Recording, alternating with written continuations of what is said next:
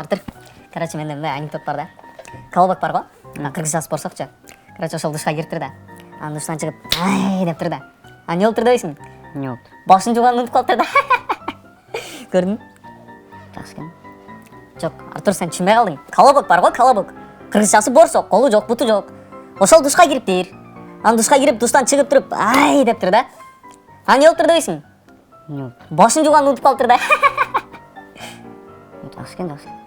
Жок, Артур, сен түшүнбөй калдың, оксаң? Түшүндүм, Колобок душка кирет экен. Душтан чыгып вай дейт экен. Анан? Не болуптур дебейсиңби? Не болуптур? Башын жууганды унутуп калыптыр. Жакшы экен, жакшы экен.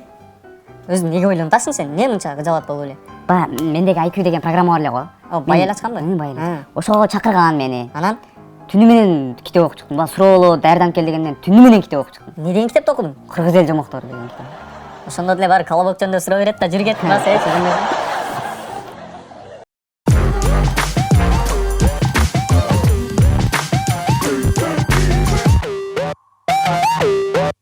Саламатсыздарбы, урматтуу элтер билим телеканалынын артында көрүп аткан жалпы телекөрүүчүлөр. Мендеги IQ программасында бүгүн биз Көңүлдүү жигиттер фабрикасы 2-сезон чемпиондору Кейстер командасынын оюнчусу мен Исхак Райымбаев жана ошондой эле мен Мараимов Артур. Биз бүгүнкү Мендеги IQ программасына толугу менен даярбыз. Ман күнүңүздөр менен.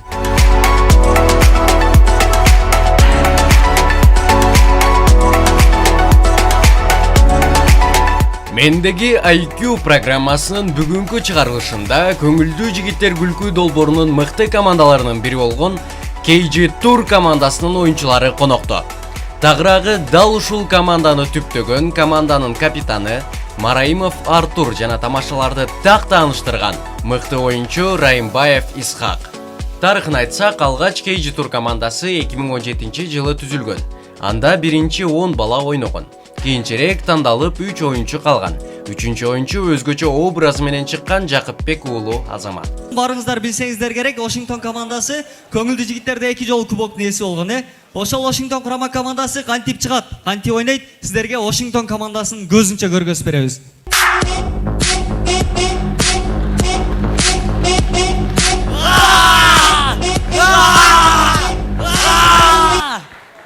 Халаты да эле болот экен.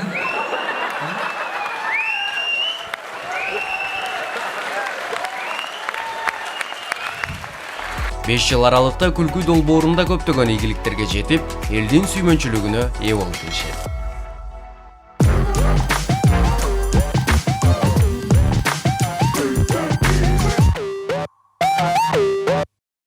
Саламатсыңарбы? Саламатчылык. Кутмандуу күнүңөр менен. Бүгүн Мендеги IQ программасында өзүңөрдүн IQ-ңарды текшерип көрүүгө даярсыңарбы? Даярбыз буюрса. Келгенден кийин. Мектепти качан аяктадыңар? мектепте 2 ай болду. Четверг бүттүк да болой. Быйыл бүттүк мектепте. Кудайдын буйругу көрөбүз. Жалпы республикалык тестирлөөдөн өттүңөрбү? Канча балга тапшырдыңар? ЖРТ мен тапшырбадым. Мен тапшыра турган окуу жайга ЖРТнын кереги жок. Тапшырганда деле өтпөйт болчу деп болой. Мен тапшырдым. Өттүм. Шүгүр өттүм. 18 балл алдым дейсиң. Ооба. Зато өттүм деп болайм. Сол жакшы болду. Кайсыл окуу жайга тапшырууну пландаштырып жатасыңар? Мен Бишкек Бейшеналиева искусство университети режиссерский жаатка, буюрса кино багытында Кыргызстанга берип, сон кинолорду чыгарабыз деген ниетте ошол жакка тапшырайын деп чечтим. Мен дагы Бишкек, ошол жакка Манас университетине тапшырайын деген чоң ниет бар. Буюрса тапшырабыз. Даяр болсоңор, анда биз биринчи бөлүмдү баштайбыз. Биринчи бөлүм мектеп жана мен деп аталат. Бул бөлүмдө келген коноктордун мектеп кезинде алган билими текшерилет.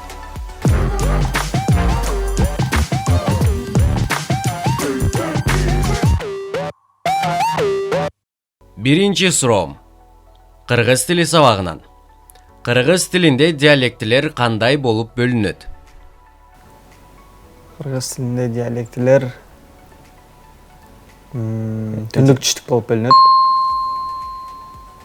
Түндүк түштүк болуп бөлүнөт. Аркасынан кошула берет. Жооп туура. Түндүк жана түштүк. Экинчи суроо дене тарбия сабагы. Олимпиадалык оюндардын мекени болуп кайсыл өлкө саналат? Бразилия эмеспи? Токио. Токио. Токио. Кыргызстан эмес го, Бразилия эмес. Может, Бразилиядыр. Жооп туура эмес. Греция. Греция. Касыма кайдан суралыш керек? Үчүнчү суроо. Информатика. Клавиатурадагы капслок кнопкасынын кызматы кандай? Эмени шрифти чоңойтуп берет. Жок, ал shift капслок. Эгер капслокту басып жазганда бардык шрифт мындай чоң эмеге түшөт го. Артурга кошулам го дейм. Жооп туура. Клавиатурадагы тамгалардын баарын чоң тамгалар менен киргизет. Төртүнчү суроо. Кыргыз адабияты сабагынан. Өз энесине жаа тарткан бала Чыңгыз Айтматовдун кайсы чыгармасында сүрөттөлгөн? Маңкурт. Жок, маңкурт эмес. Маңкурт болсо керек эле. Жок, маңкурт негизи, бирок ошол маңкурт кайсыл бир чыгарманын ичинде гана айтылат да. Ошондуктан Маңкурт да?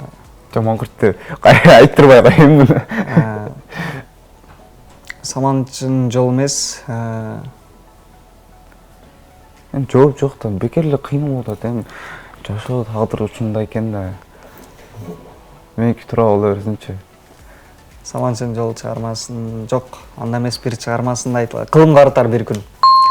Кылым карытар бир күн чыгармасында маңкурт жөнүндө айтып атканда ошондо айтылат. Жок, буну кабыл алынбай койсунчу, мен биринчи айттым деп. Бул кылым картар бир күн маңкурт чыгармасында сүрөттөлгөн. Бешинчи суроо. Англис тили. АКШда анын 24 түрү бар. Бизде болсо түндүк, түштүк деген эки эле өзгөчөлүгү кезигет. Эмненин? Англисче жооп бериш керекпи? Англисче жооп бериш керек, Жок. Yes, англисче жооп берели да. Англисче жооп бериш керек. Кыргызча жооп бересиң да. Yes. My name is Arthur. Yes. This is dialectication. Кыргызча жооп бересиң. Диалекти. Ооба. Диалект кандай которулат англисче? Ушуну болобу, dialectication болобу. Ишыл билбеген сөзүнүн аркасында tication деген жактар бар да, кошуп коет. Азаматсыңар эки өңөрдүн тең жообуңар туура. Диалекттин. АКШда англис тилинин диалектисинин 24 түрү бар экен. 6-чы суроо. Кыргызстан тарыхы. Совет бийлиги эң алгачкы жолу Кыргызстандын кайсы аймактарында орногон? Кыргызстандын түштүк аймагында, Кызыл Кыя шаарында жана Сүлүктүү шаарында орногон. Баткендеби? Баткенде. Мен билбейт экенмин. Азаматсың. Бул Кызыл Кыя жана Сүлүктүү. Кийинки сурообуздагы Кыргызстан тарыхы сабагынан. Эки жолу социалисттик эмгектин баатыры деген наам алган аялды атагыла. Рукая Салиева. Эме. Зуракан бир нерсе беришне. Зуракан Абжен да. Зуракан эжем. Фамилиясын билбейт экенбиз. Жообуңар толук эмес. Бул Зуракан Кайназарова кызылча эгип белгилүү болгон экен. Оркестрди таяк менен башкарган адам ким? Дирижер. Мен эми экинчи болгондон кийин Упайбага кетиш керек болуп калам. Жооп туура. Дирижер. Орус адабияты сабагы. Самый лучший знаток и рассказчик сказок это кто? Александр дебейсиң. Билбейт экенмин. Орус болуп туруп билбейт экенмин. Александр Сергеевич Путин дебейсиң. Билбейт экенмин чынында. Орус адабияты сабагына кирбей койгон кесепети го дейм.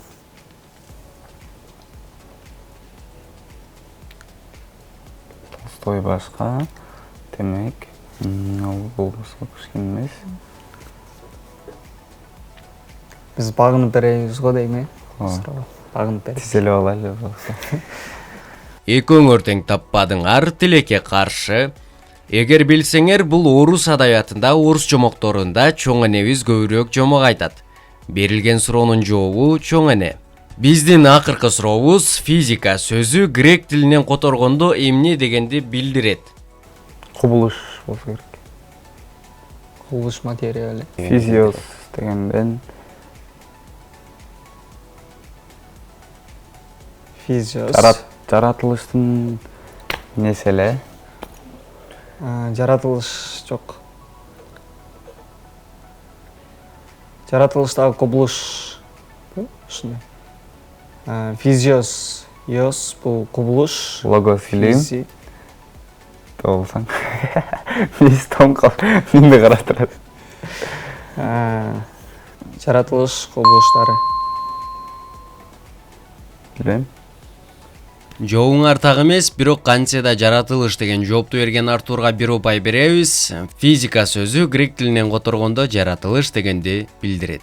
Азаматсыңар жалпысынан суроолорго туура эле жооп бердиңер, бирок эң көп упай алган Исхакты биринчи бөлүмдү ийгиликтүү жыйынтыкташы менен куттуктайбыз. Молодец. Жуксуң бул эле молодец. Чоң рахмат. Беш алышың менен куттуктайм. Рахмат. Үйүңө барып бир салпаңа мактан. Мындай кылып Кырса деп койдум го. Экинчи бөлүм логикалык суроолор.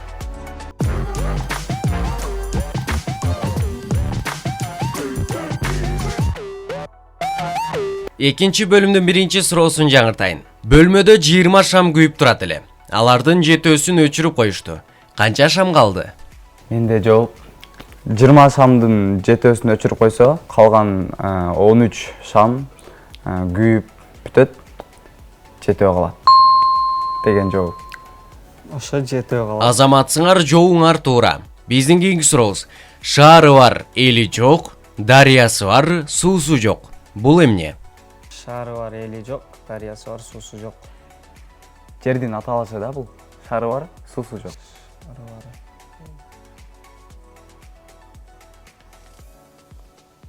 Дарыясы бар, суусу жок. Бул Бир вариант айт эми. шаары бар, эли жок. Бул да үйлөй турган шаар. Ошону ойлотосуңбу?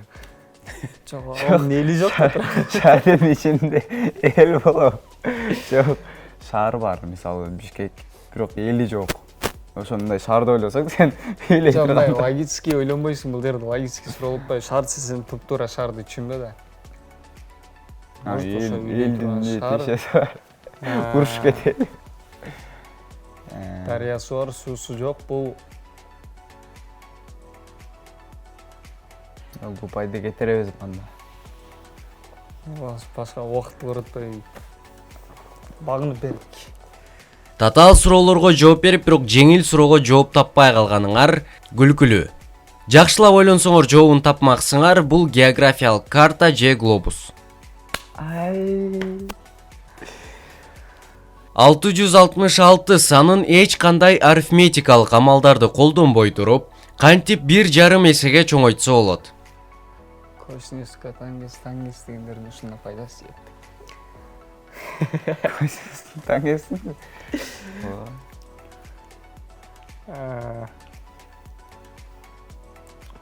Мындай чоңойтабыз. Менде жооп 666 санын орун алмашу менен астын үстүгө алмаштырсак 999 деген сан келип чыгат. Жообуңар туура. Молодец. 666 санын жазып туруп, анан оңгоруп койсо 999 болот. 90 койду 9 короого так сан менен киргизиш керек. Кантип? Экөөсүн союп жеп коюп калганда 90 койду. 90 койду 9 короого. Таксан мен жүп эмес, таксан. Ондон киргизсе жүп болуп калса 9 жерде. 9дан киргизип туруп 9 жер 9'un 81 да. Ошондо нар жакта 9дан кирип туруп аркасынан бирден киргизип койсокчу таксан болуп калат. Жок, мына 9 таксанбы? 9 такса. Ар бирине 9дан киргизесиң. 9 81 болду. бирден калып кетет, 9 да калып кетеби? 9 да калып кетет. Кайра кошуп койсоң 10дон болуп калат. 9 кой калып кетет. Кайра бирден киргизсең, жок, киргизген сурап атпайбы? Кайра бирден киргизген бир таксан, бирден кирип кетсе. Бул менин өзүм жеке вариантым. ар бирин бирден эсептеп киргизгенде таксаң го дейм. 9-дан киргизип 2 бөлүккө бөлүп киргизип коер белем. Тезирээк болот. Бирден киргизип кыйналгандан көрө. Мейли анда 9-дан киргизип туруп артынан бирден киргизип коебуз. Болгон 90 го я? 99 гой деп элестет. 90 гой болсо мындай деле болсок болот экен. А жок 9 гойго болуп туралы. Мен вариантыма токтолдукпу ошондо? Токтолдук. Жооп туура. Бул нерсе токойдо төрөлүп сууда жашайт. Бул эмне? Скак дейм. Токойдо төрөлүп сууда жашаса, ташбака? Ташбака сууда төрөлөбү. Кирпич чечен эмеспи? Кирпичечен сууда жашайбы? Сууда жашаган кирпич чечендерди көргөм да. Сен башка нерселерди көргөн окшойсуң. Суда жашаган арстанды көргөн эмессиңби? Жок, эми мен көргөн нерсеми айтып атпайм, интернетте азыр Кудай берген интернеттен заман бар. Токойдо төрөлүп сууда жашаган жаныбар Жооп. Биздин жооп Ташбака. Кейжитур командасынын, жок, Асказоо командасынын жообу ташбака. ташбака. Таштын жоготулган бака дейм. Тилекке каршы силердин жообуңар туура эмес, бул кайык. Ал дарак болуп токойдо төрөлөт, дарак кыйылып, андан кайык жасалат. Экинчи бөлүмдү дагы ийгиликтүү жыйынтыктап алдыңар десек болот. 5 суроонун ичинен силер 2 суроого туура эмес жооп бердиңер. Бизге канча деген баа коюп бересиз? Силерге 3 деген баа коебуз. Кичине мындай суранып 4кө эме болсо, апам өлө урушат да үйгө барганда.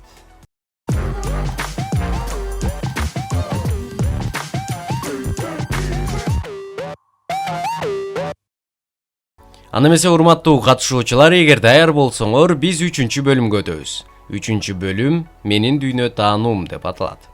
Чыңгыз Айтматов буларды оң жана сол колуна теңеген. Эмнелерди?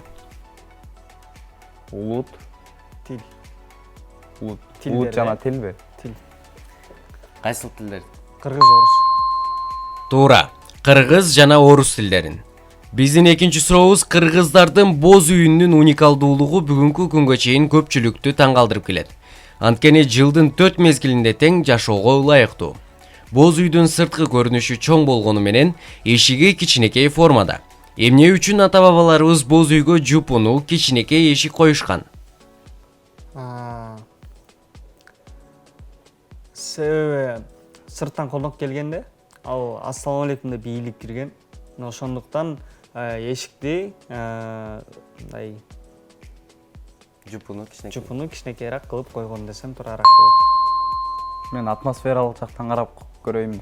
Кышында суук кирбеш үчүн деп коём. Жообуң туура. Салтка ылайык биздин чоң аталарыбыз боз үйдүн ичинде отурганда, сырттан кирген адам салам салгандай эңкейип, жүгүнүп кирүүсү үчүн жупуну кичинекей эшиктерди коюшкан экен. Дүйнөдө 3 нерсенин артында из калбайт. Биринчиси сууда сүзгөн балыктын, экинчи асманда учкан куштун, үчүнчүсү кандай? Жакшы адамдын артынан из калбайт деген сыяктуу. Жок, жакшы адамдын артынан из калат, жакшы из калат. Жаман адамдын артынан жаман из калат.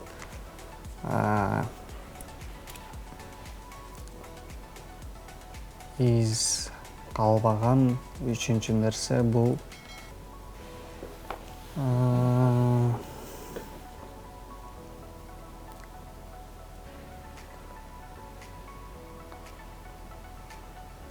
жалгыз караңгыда калган адамдын го дейм. Исхак, сен жакындашкансың, бирок туура жооп татыктуу жашап өтпөгөн. Адамдын артынан из калбайт.